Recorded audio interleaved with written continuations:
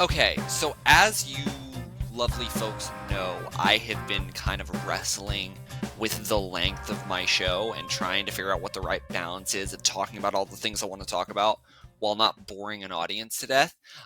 So, in the interest of doing that, I'm going to try a thing. I have 5 things I want to talk about, and I'm going to try and do it very quickly. I'm going to try and do it in a very, very short period of time, and then we'll get into the actual, like, Yellow Jackets, Ted Lasso, all of that. But there is 5 other things that I wanted to mention that I've been watching. Um, the first is, and this is weird because like it just ended, the show just ended, but I've seen the first 2 episodes of Succession season 1. Um, Absolutely incredible show. It's weird because like the reputation of Succession is it's the best show on TV. It's one of the best shows ever made. Um, and I know I'm not there yet. Like I know whatever happened, whatever the sauce is, I know it's not like I know like I know it's not the best show ever made yet. I'm sure that happens at some point this season or in season 2 or something. But that has not happened yet. But still, the show was incredible. Like I'll be honest, I watched the first episode and didn't really I paid attention, but I barely paid attention. I put it on and just got sidetracked. But then I did not stop thinking about it for the entire next day. I did not stop, like the thing with the $1 million with Roman and cousin Greg. I did not stop thinking about anything that happened in the episode. And I barely paid attention. Any show that can do that is doing something right. And I think the key to it is how incredible these characters are. Every single one of them, Roman, Shiv, I'm trying to like be careful because I haven't gotten stuff spoiled, but it's very much like a Twitter show and I spend way too much time on Twitter. So like I've seen some people reacting to the finale and there's been some spoilers on Twitter. But like Shiv might be my favorite character so far just because she's so interesting and the way Sarah Snook plays her is so fascinating. Um and like even like it's weird because you hear all these stories about Jeremy Strong who plays Kendall, who's the main character of the show, but so far he seems like the straight man. He seems like the normal guy. He definitely has something to prove to his father, and he's got some daddy issues and he's got some stuff he's working on. But like he seems like the most normal dude on the show, other than the fact that like he's clearly getting over some addiction and has a very fractured relationship with his wife. But like you know what I'm saying? He feels the most normal, whereas like Shiv and Roman both seem a little bit crazy. Um, so you hear all this stuff about Jeremy Strong being a method actor and whatnot. That's fascinating to me. I cannot wait to see where that goes. And Brian Cox, he's only really in the first episode, and I mean obviously he's in the rest of the show, but he has a brain hemorrhage at the end of the first episode. He's incredible. He's amazing. Yeah, Succession. I'm 2 episodes in. It's incredible. It's amazing, and I feel like it's only gonna get better. Um, the second thing I want to talk about, my buddy, my boy, Izzy, who a friend of the show, who's been on, not the show, but like he's been on a video before. Um, recommended a show on Netflix that came out earlier this year called Beef. I had heard of it because it once again did a lot of rounds on Twitter, and everybody on Twitter loved it. It's really good. Like I haven't even begun to unpack Beef because it's so dense and so layered. Um, but it's really good. Like the way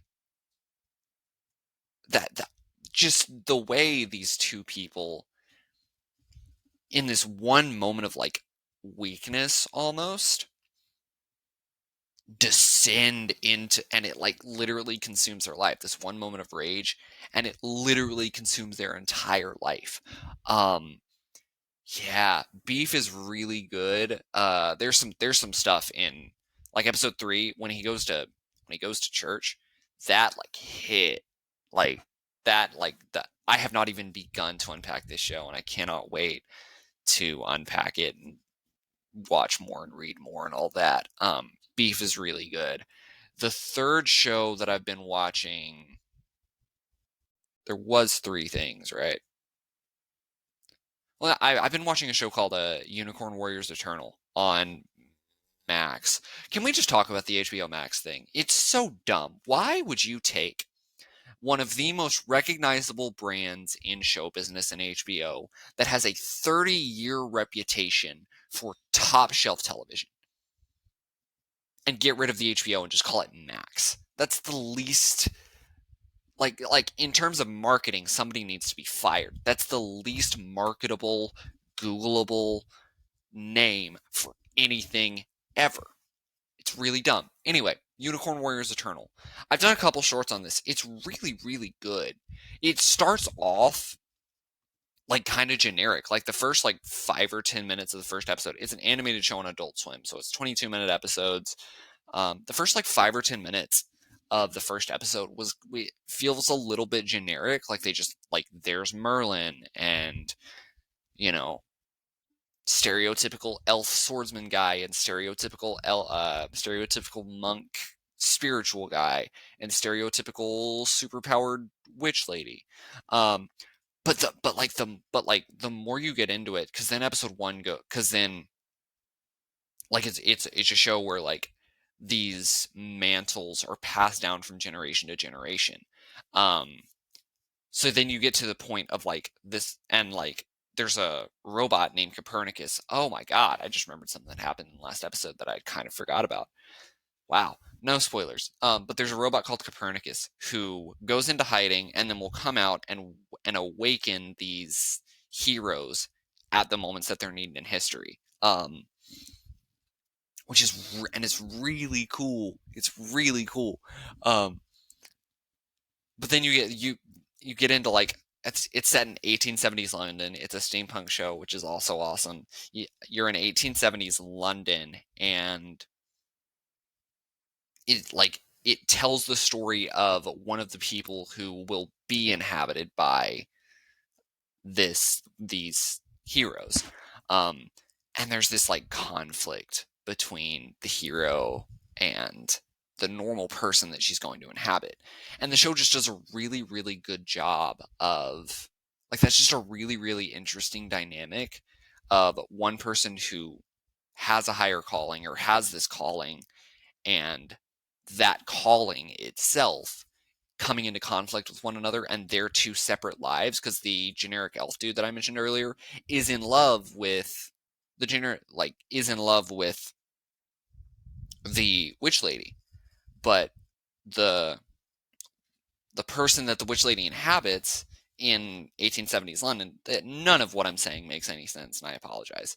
But the person that the witch lady inhabits in 1870s London is like literally engaged in getting married to another guy. So it's like this weird love triangle. I don't know. And then like the most recent episode really clicked. Like it really clicked what the show's about, what they're doing. Unicorn Warriors Eternal is really good. It's by Genndy Tartakovsky, who did Clone Wars 2003, Samurai Jack, Powerpuff Girls, Primal, Generator Rex, I think.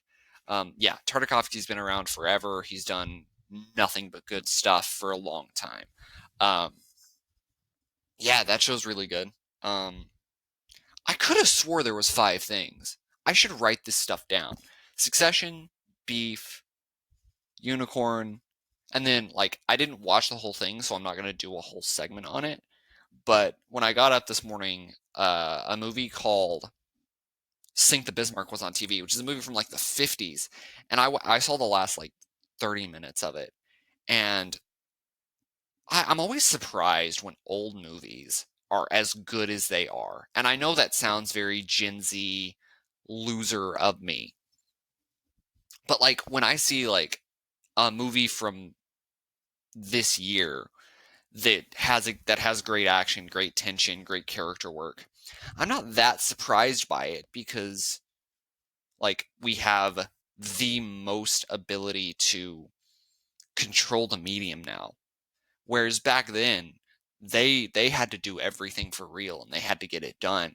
and the cameras were huge, and sets were even louder than they are today. So it was much harder to make a movie and make it engaging. Sink the Bismarck has a really, really good, really good tension. The cat and mouse game of trying to find the ship is really, really good. And then the last 10 minutes, the actual battle to sink the Bismarck, it is awesome.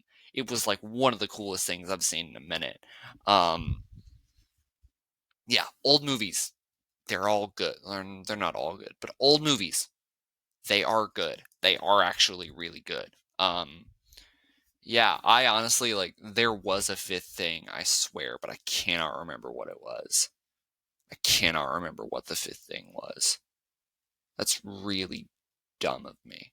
Anyway, we'll come back to it if I remember it. Let's jump into the next section of this show, Yellow Jackets, because we got to talk about this show, dude. Wait. I remembered it. I did that. Big brain. My brain works. I swear my brain works. I promise you my brain works. I swear. Okay. On Disney Plus, there is a new fantasy show called American Born Chinese. I am 6 episodes in. 6 out of 8 episodes in. It's got Michelle Yeoh. It's basically a Everything Everywhere reunion. It's got Michelle Yeoh. It's got Ke Huy Quan.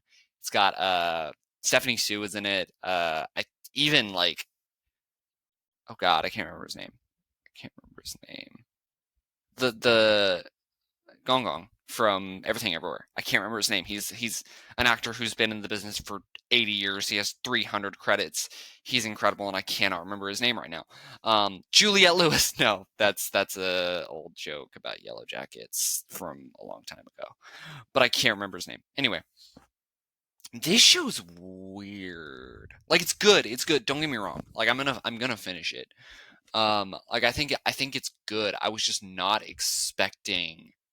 Okay, so basically it's like this kid who goes to a school, and then this new kid shows up, very classical, and the new kid is the son of the Monkey King, Sun Wukong, who is a very major figure in Chinese mythology, and it's a very fun fantasy show. There's martial arts. It's really cool. Do y'all remember in Mandalorian episode 2 when I talked about how I was kind of jealous of today's kids, the Saturday morning shows that they get? Because this does feel a lot like Power Rangers. This gave me some nostalgia for goofy makeup effects and fun martial arts and very clear stories. Yeah, I think it's good. I think it's good. I haven't finished it, so I can't speak to the payoff, but I think it's good. Michelle Yeoh is really good. Ke Huy Quan is really good.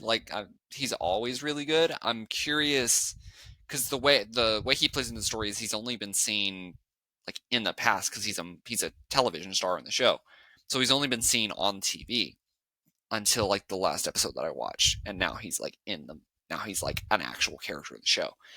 So I'm curious to see how he plays into it. But yeah, the show, it's good. It's good. The martial arts is fun. The mythology is fun. Yeah, there's an episode that literally flashes back to it plays a 70s martial arts show, and it tells the story of Sun Wukong, the Monkey King. That's really fun. Although, it felt a little bit weird because everything, the makeup effects look look almost exactly like Planet of the Apes, the old Planet of the Apes, which is weird. But it's actually I can't decide if it works or not. I can't decide if it works or not. But I also I will never not be a hardcore defender of cheesy stuff. So yeah. Anyway, yeah, I think American Born Chinese is actually really good and really interesting. Yeah. Anyway, now we can move on to the rest of it. Now let's talk about Yellow Jackets.